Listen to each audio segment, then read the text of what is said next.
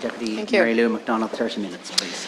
Well, I suppose, Cathaoirleach, it would come as no surprise to anybody who takes an interest in Irish political life that the Taoiseach and the Taoiseach spent a disproportionate amount of their time raw-mashing about Sinn Féin. Of course, had they any confidence in their own actual budget and their own performance in government, they would have structured their remarks rather differently, but little wonder, because the budget comes at a time where we have a major crisis in housing, we have a crisis in health, and the soaring cost of living is writ large, impacting on the daily lives and aspirations of workers, families, and especially on our young people.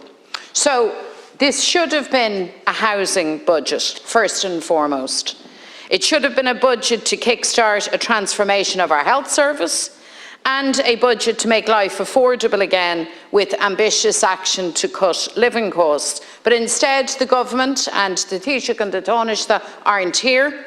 They do a lot to say, they talk a lot, listen very little, but they duck their responsibilities to make real and lasting differences in these areas. They essentially kicked for touch with an auction budget that does very little really to improve people's prospects in the long term. Now, of course, it's 13 years since a Fianna Fáil Minister for Finance introduced a budget, and we all know the reason for that hiatus.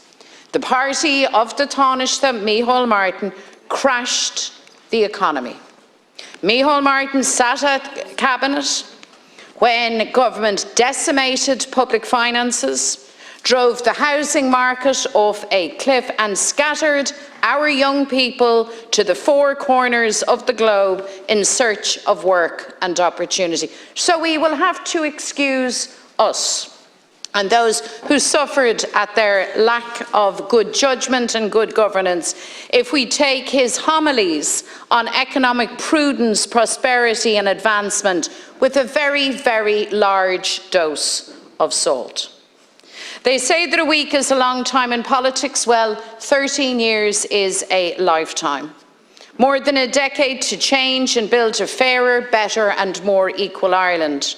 Budget 2024 is the fourth budget from this government, the eighth budget co-authored by Fine Gael and Fianna Fáil, joined at the hip, and of course the 13th budget from Fine Gael since they came to power in 2011. And every one of those budgets represented a chance to deliver change, to put ordinary people first, and yet all we have ever gotten is more of the same.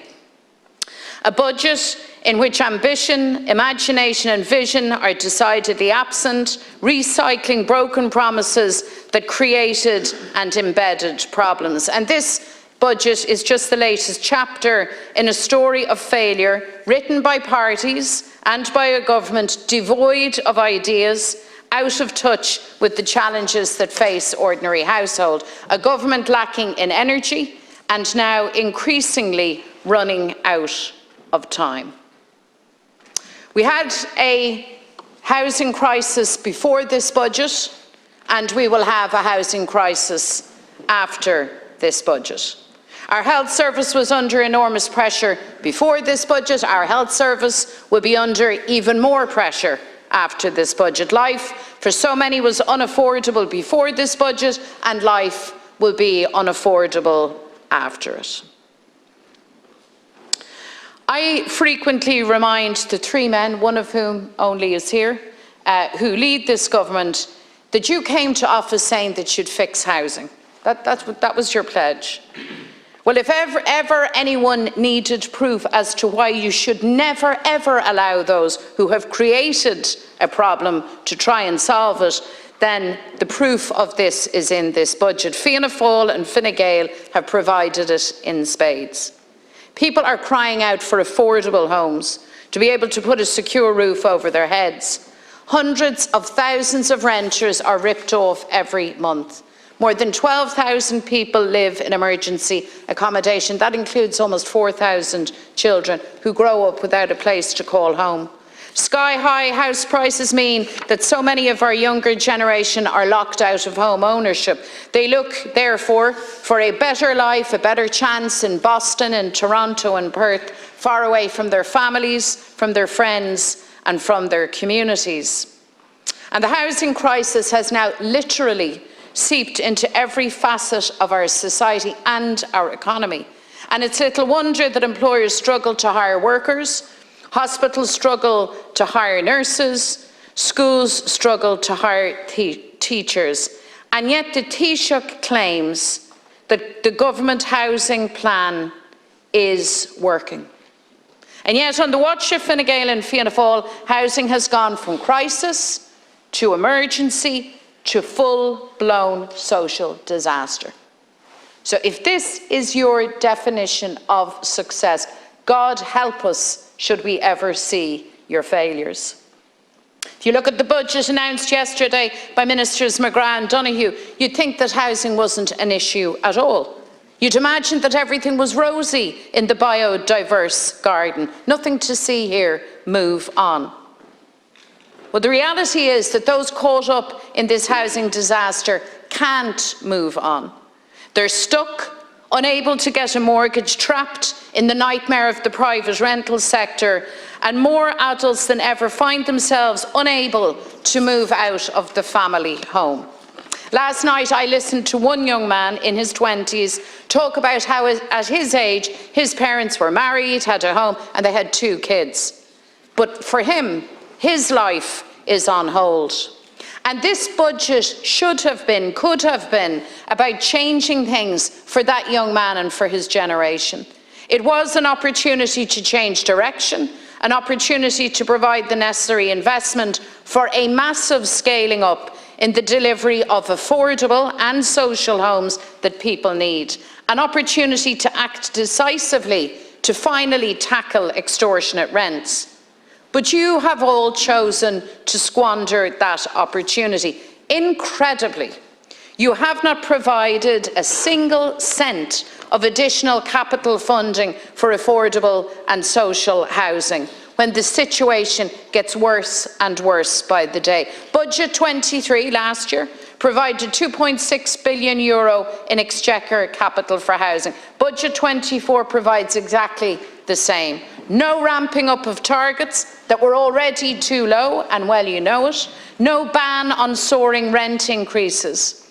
And incredibly, you're doing nearly twice as much for landlords as you're doing for renters.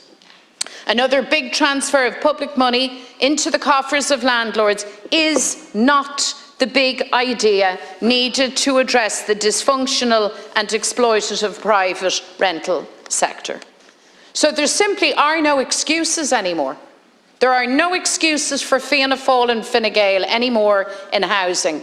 The longer they have been in government, the worse housing has become. And renters and aspiring homeowners will be stunned that there was no increase in capital spending, no new targets, despite government having the money to make a decisive intervention.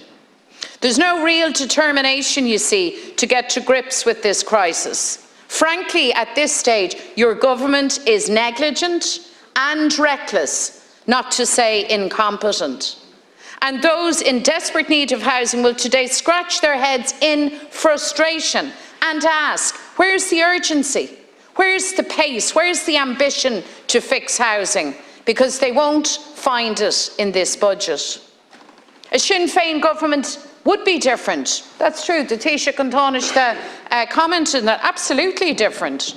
We would introduce a housing budget, a defining budget for our times. We would deliver the investment to drive the biggest house building programme in the history of the state. For this budget, we proposed an additional investment of €1.7 billion to deliver 21,000 affordable and social homes, way above the government's target. But that's the scale of ambition and more that will be required to fix housing.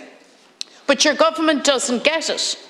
It seems to me you don't want to get it, quite frankly, at this stage. It's laughable that Fine Gael and Fianna Fáil claim to be the parties of home ownership without ever bringing forward a credible state-led plan for affordable housing. So the gloves need to come off now when it comes to tackling and ending the housing crisis. But once again, this government has failed to land a punch. In this budget, you have also confirmed beyond doubt that Fianna Fáil and Fine Gael-led governments are bad for the health of ordinary workers and families. You certainly threw Minister Donnelly under the bus, didn't you? Astonishing, there wasn't one mention of health in the Taoiseach's very, very long, very expansive speech. Not a mention of health. Not an additional cent for new hospital beds. And the Minister's big promise of 1,500 additional beds was torn up. Perhaps was it in punishment for the massive cost overruns that now plague the health service? You've allocated even less than last year simply for the system to stand still, and the capital budget will be outstripped by inflation. So just remember this though, whatever the internal dynamics of this government, whatever the views and rivalries, remember it's not Minister Donnelly who'll feel the pain of all of this. It's the hundreds of thousands of people waiting just to get a hospital appointment. It's the children living in agony as they wait for life-changing spinal procedures. It's older people, sick people, left on trolleys in overcrowded and unsafe hospital corridors. You wouldn't think either that we have a recruitment and retention crisis across the health service, from GPs to doctors and nurses, speech and language therapists, all forms of specialists. Because you have to ask yourself, where's the funding for an action plan to solve this? Where is it, gentlemen? €100 million for new measures is a drop in the ocean. And it is no surprise to us that a senior government source is quoted in the media today saying health was not a priority in this budget. That much is very, very obvious. For our part, we proposed an investment of €1.3 billion, which would deliver 1,800 additional hospital beds over 3 years, expand theatre and diagnostic capacity, deliver more home care, and expand training places for healthcare professionals. Now that's a plan. That's what a plan looks like. This would help ensure that people receive the right care in the right place at the right time. Your health budget demonstrates that government has thrown in the towel on solving the health crisis. It's bad for our health, bad for patients, and bad for frontline workers. And your failure to invest means that the crisis in our health service will continue, chronic waiting lists will continue, overcrowding will continue. That's certainly the case for University Hospital Limerick, a hospital that has experienced the most serious overcrowding on record, and where more people are being advised to stay away from the emergency department. This failure extends into services for some of the most vulnerable people in our society, and it's cruelly ironic that the budget was introduced on World Mental Health Day, because the allocation in this area is truly shameful. We have a mental health crisis. Young people, families, communities crying out for services, resources and help. They would have been looking on yesterday, hoping that this help would come from government. But if there is any new mental health funding, it is buried in a paltry allocation of €7.5 million, spread across several sectors.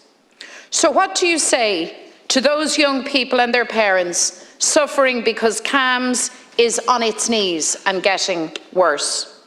To those who age out of the system at 18 years while they're still in need of treatment and care?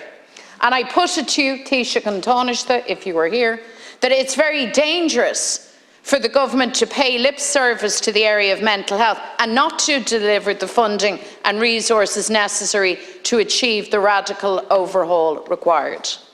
That's why Sinn Féin outlined that mental health services required an investment of more than €70 million next year.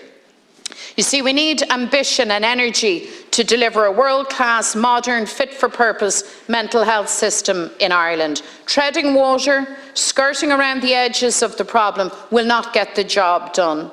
Those living with mental health challenges will feel abandoned and very badly let down by your government today. Taoiseach Taoiseach in abstentia, a real sign of the lack of fairness that is hardwired into this budget is found in the area of disability, and I think Minister Ryan raised this particular area. So let me just tell you that since yesterday afternoon, we have heard countless voices of people living with disabilities and their families and carers, and they have expressed a clear sense of abandonment, of being let down, of being forgotten, being left out in the cold.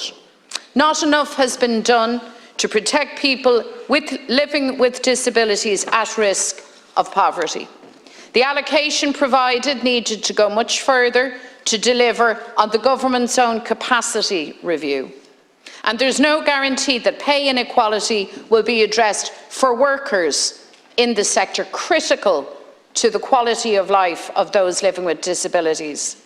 So, can people living with disabilities be given clarity? Will the cost of living package they got last year be delivered again this year? What is the actual funding for the provision of new services, or is there any? And what action will government take to meet the demands of Section 39 workers, as services are now on the brink of strike action? The cost of living crisis continues as workers and families are hammered by soaring bills in every area. But instead of bringing down the cost of fuel, incredibly, you decided to increase the cost of petrol and diesel at the pumps last night. So, this will make it even more difficult for families to get out and about to work, to school, and to go about the business of life. It will be especially hard for those living in rural towns and villages who cannot rely on public transport. So it seems to me, for all the talk, you are hell-bent on penalising people. And you never seem to stand back to realise that in order to make this just transition, you need to enable and encourage people to make a change by providing them with options, better transport options. But you keep beating the same drum, keep following the same failed plan, and you keep expecting different results. It's a cul-de-sac that you are in that will not yield success or progress at the pace that we need it. I welcome the fact that Sinn Féin managed to move you on mortgage relief. It certainly was not easy. We had months and months of resistance from both Ministers McGrath and Donoghue, to my colleague Pearse Doherty. But yet it beggars belief that you've managed to take a good proposal and make an absolute hames of it by excluding hundreds and thousands of homeowners who have seen big increases in their mortgage repayments. Families, by the way, Minister Ryan, are still forking out a fortune for childcare fees. You have brought forward a proposed cut of 25%. It's a great headline, but parents will be baffled that this cut doesn't kick in until next September. That's almost a year away. Parents are under pressure with childcare costs today, now. And I think it's a real sly political sleight of hand that you've delivered, and parents cannot afford to wait another 11 months for the relief that they so badly need. The climate crisis is very real and it's immediate, and it demands visionary measures and plans from governments right across the world. In our alternative budget, we've set out ambitious plans to significantly ramp up investment in climate action. Yet the government, for all its big talk, has come up with very meagre allocations right across the board. We proposed a core capital increase 4 times bigger than the increase allocated by government yesterday. Budget 2024 cements this government's woeful lack of leadership and delivery on climate change. We proposed a radical overhaul of the National Retrofit Programme that would make retrofitting of homes actually available and actually affordable to ordinary, regular households. In contrast, government has chosen to double down on a deep retrofit scheme that can only be accessed by those who happen to have thousands of euros at their disposal. It completely leaves out those who do not have access to that kind of money, who might be living in older, more energy inefficient homes, and who need all their income simply to make it to the end of the month. The government scheme is so lacking in basic common sense that, frankly, it defies reason. It's almost as if government is trying to make climate action a luxury that only the very well-off can afford. I have said repeatedly, and I think we are all in agreement, that Ireland can achieve energy independence by harnessing our abundance of renewable energy resources, particularly wind, and particularly on the West Coast. Such an achievement would utterly transform our economy, create the green jobs of the future, and ensure that Ireland becomes an international hub of clean energy. But where in this budget is the investment to make that vision a reality? To deliver a fit-for-purpose planning system, to drive efficiency, to get renewable energy projects off the ground, to develop our ports and grid infrastructure to levels needed in order to realise this immense opportunity. Again, no vision, no ambition, no pace. When Leo Varadkar returned to the office of An Taoiseach in December of last year, he said that tackling child poverty would be one of his main priorities. Well, the ministers who wrote this budget must not have received that memo. There is very little recognition here that the cost of raising a child has skyrocketed, leaving many families at the risk of poverty. The qualified child payment will be increased by only €4 per week, far below what the Children's Rights Alliance and many other organisations had said would be the minimum requirement. In addition, there's no increase for the core rate of child benefit. It is still below the 2008 rate, which was cut, remember, by Fianna Fáil and Fine Gael governments, and no increase has been made since 2016. Families are under savage pressure, and the core rate really did need to be increased. I do welcome the extension of child benefit to 18-year-olds in further education, but let's face it, much more was needed.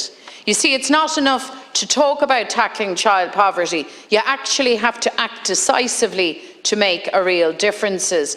Promises made and promises broken only serve to compound the problem. I raised with the Taoiseach last week the government's woeful handling of the nitrates derogation. The changes will place huge financial pressure on farmers who made a real effort to implement measures to improve water quality, only to have the rug pulled from under them. We still haven't been told when the Taoiseach will meet with the EU Commissioner. And I want to remind and place on the record of the Dáil that the commitment made by the Taoiseach to farmers was that this meeting, when it happens, was about maintaining the nitrates derogation in full, in the here and now. It wasn't a commitment about some renewed effort at a future date. When I put this matter to the Taoiseach last week, he changed his position on this. I want to say, in changing that position, the Taoiseach is breaking his promise to farming organisations. And just like the agriculture measures in this budget, the Taoiseach was big on rhetoric, but wholly inadequate in terms of delivering for family farmers and the rural communities that depend on them.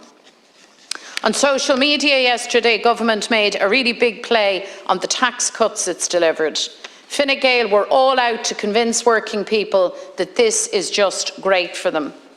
What they didn't tell people is that your tax plan benefits those at the top far more than ordinary workers and families. The tax package delivered by government yesterday would benefit somebody earning over €200,000 by more than €890, while someone earning €35,000 would benefit by just €320. So where is the fairness and equity in that?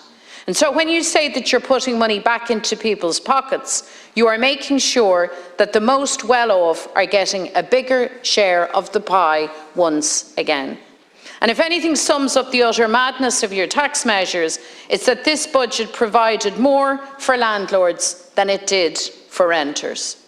So now, a nurse will be taxed more than a landlord. I want someone to explain to me how that is fair. I want them to explain how that would encourage nurses to stay working in our health service. The absence of fairness and equality continues. Cathaoirleach, Budget 2024 is the budget straight out of the playbook of parties wedded to failure. This government, led by Fianna Fáil and Fine Gael, is jaded and out of ideas, so locked into the past that they're standing by, refusing to seize big opportunities for Ireland, and their lack of vision is off the charts. We recall that when the policies of the last Fianna Fáil government pushed the state to financial and economic disaster, it was workers and families who picked up the tab.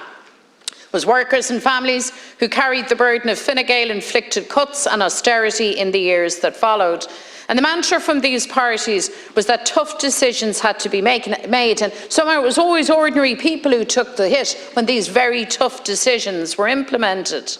The message from Fine Gael and Fianna Fáil during those times was that people would have to wait for recovery to see the necessary improvements in housing and health and the provision of public services. So now here we are, at a time of record surpluses, and the message is again to wait, to wait, to wait. Time and again, we hear it from government ministers. You tell us that the housing crisis couldn't be fixed overnight when you've had more than a decade. You repeatedly promised to end the scandal of overcrowded hospitals, and then you refuse to provide the essential resources and investment. And today you have the money to make a difference, and you're still unable to get the job done. So I think the penny has dropped for more and more people. The bad choices made by governments in successive budgets are why an entire generation is locked out of opportunity and prosperity, locked out of home ownership, an entire generation worse off than their parents. For generations, you see, people rightly expected that if you got a job and worked hard, you could get ahead, build a happy and secure life for yourself and your family. But this expectation has now been shredded by successive Fianna Fáil and Fine Gael governments. Ordinary people wake up every morning and see that the Ireland shaped by these parties doesn't work for them. But it doesn't have to be this way, because our country is bursting with talent, with ideas, with energy, and we have everything that we need to renew the social contract and build a fairer, stronger Ireland. We need a new government that will break the cycle of these stagnant budgets. You see, the most prudent use of public finances, the most fiscally responsible thing to do now is to invest in our country, in our public infrastructure, to drive economic growth, to back our people in taking Ireland to the next level. Ba ceart cá náis tíochta a bhí ann, ba ceart ag an rialtas in eisteocht a bhéadú agus sprochanna chun tíocht so síalta phrais réasúnta a chur fáil. Faoi rialtas sin féin curthaí an con a snéis se tús leis an glór tíochta is mó sa stát dá wachamid riamh. Cathaoirleach, the appetite for real change amongst ordinary people grows by the day, and despite the challenges we face, this appetite for change is fuelled by the hopeful belief that our best days are yet to come, that if we reach bravely for tomorrow and push beyond the boundaries of the past, there is no limit to our bright future. And I want everyone who feels abandoned, let down and left behind by these budgets to know that we in Sinn Féin see you, we hear you, and we're working hard to change things for you. This budget demonstrates again that it is in fact government inertia, government apathy, government lethargy, that claustrophobic fixation with doing the same things over and over again. That is what presents the big threat to Ireland's future. Change is not only desirable, change is now essential. This budget shows once again that while change is beyond Fianna Fáil and Fine Gael, change remains within the grasp of our people. It was this failed government's fourth budget, and ordinary workers and families simply cannot afford a fifth. Your government is out of touch, out of ideas and out of time. Sinn Féin is the party that wants to end the housing crisis, that will end the housing crisis. We will fix housing. We will make housing affordable again. We will deliver for a generation that has been held back, denied their chance of a good life and a decent future by the stifling politics of parties that have passed power between them for over a century. Cathaoirleach, we need a general election and a government for change that will put workers and families first. Nobody left out, nobody left behind. Now that's a vision of Ireland worth believing in, worth working for and worth achieving. Thank you, Deputy.